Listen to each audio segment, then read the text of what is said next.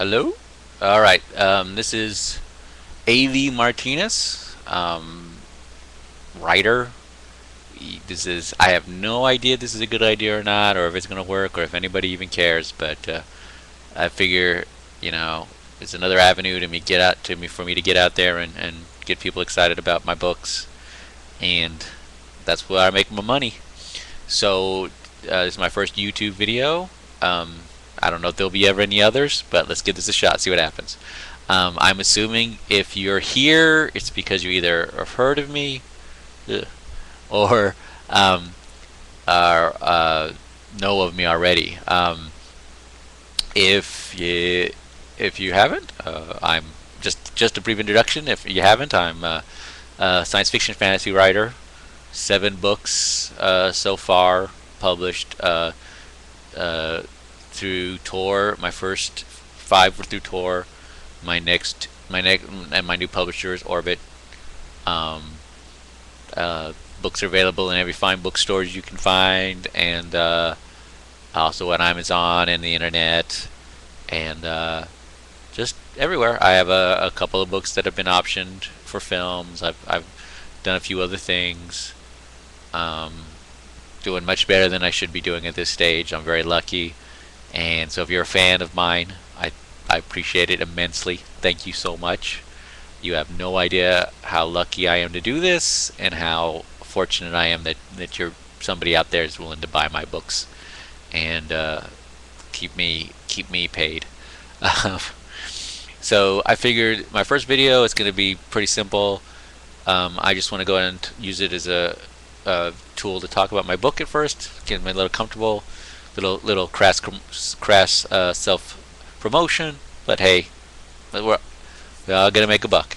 This is my latest book that came out earlier this year. It's called Divine Misfortune. That's me, which is awesome. I still don't get used to that. It's still kind of cool. Cool cover. Doesn't really much to do with the book, but nice cover. I like the art.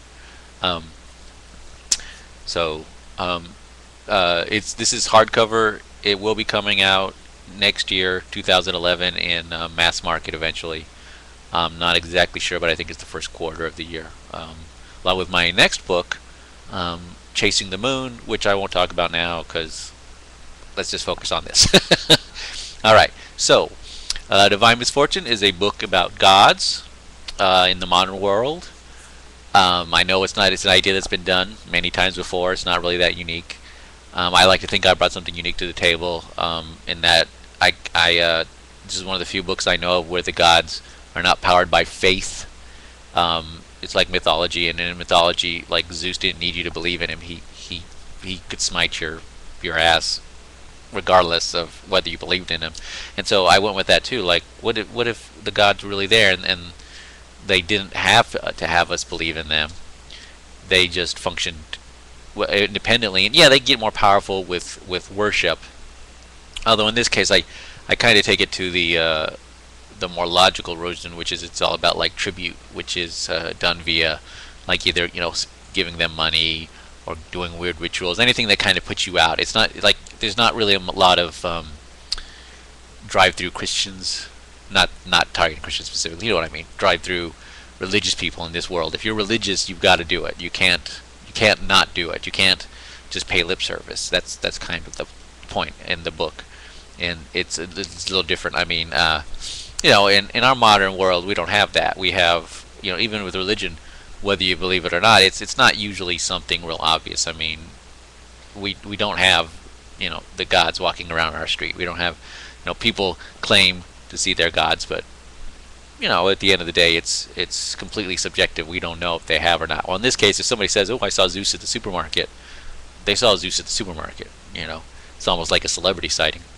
Um, so I kind of want to. I also like the idea of writing a story about gods, because gods, like especially in ancient gods, were kind of jerks. And I figured, well, why wouldn't you be? You're immortal. Nothing you really do can have any consequences on you, and you're just kind of jump around whatever you want.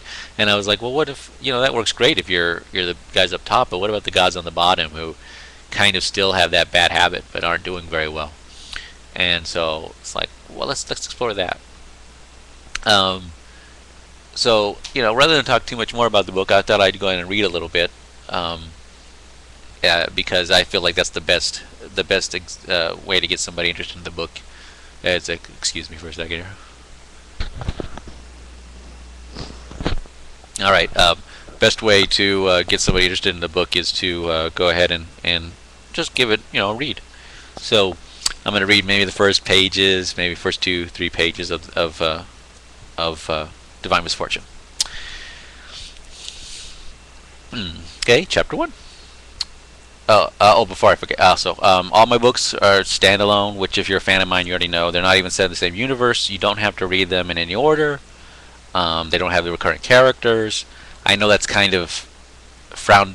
I mean, my publisher would like it if they had that because it's easier to sell the books. But it's just I really like creating new universes from the ground up and telling stories. And all my stories really can't be in the same universe because, like my book Automatic Detective is a sci-fi book about a robot detective. It's not about, you can't really have gods in that story.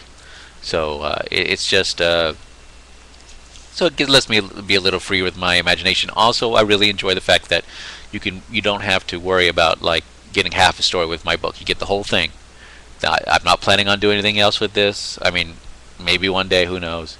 But for now, when I write this book, I tend to just write it and never go back and I just want to give you a whole story from beginning to end. You don't have to know anything before you start the book, and you don't have to know anything afterwards. And I really like that model, and I hope it can be productive and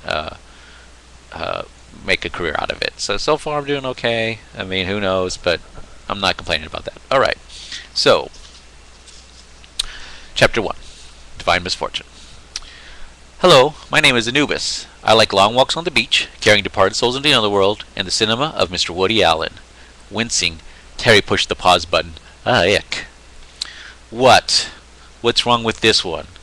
After an hour of watching internet videos, Phil's patience was wearing thin. It seemed no god would be good enough for his wife. Look at him, she said. He's got a dog head. Jackal, corrected Phil. It's a jackal head. She frowned. Ugh, that's even worse. How is that worse? She shrugged. I don't know. I mean, it just is. Dogs are nice, at least, but jackals, who has anything nice to say about them?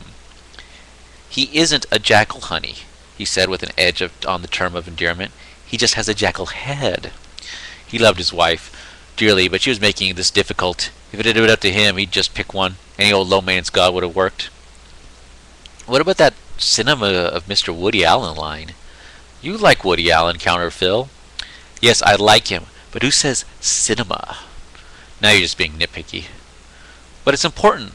The word someone chooses to say says a lot about them, and people who say cinema are pretentious.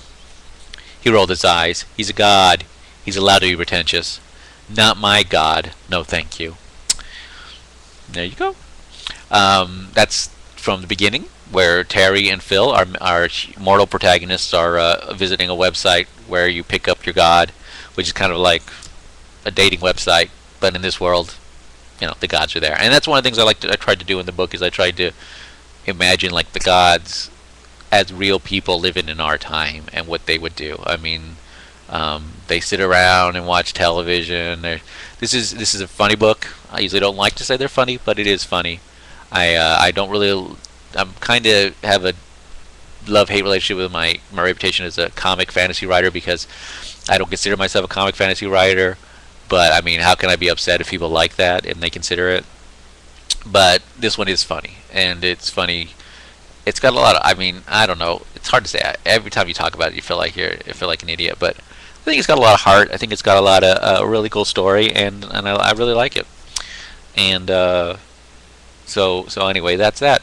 I guess that's it. I don't know if there's anything else to do. I'm just gonna put this on there, see what happens, see if people get interested in it. To all my fans, now you see what I look like, and you know what I sound like, which I hope it's not disappointing. And hopefully we'll find out where this goes. All right, thanks for your time. Hope you enjoyed it.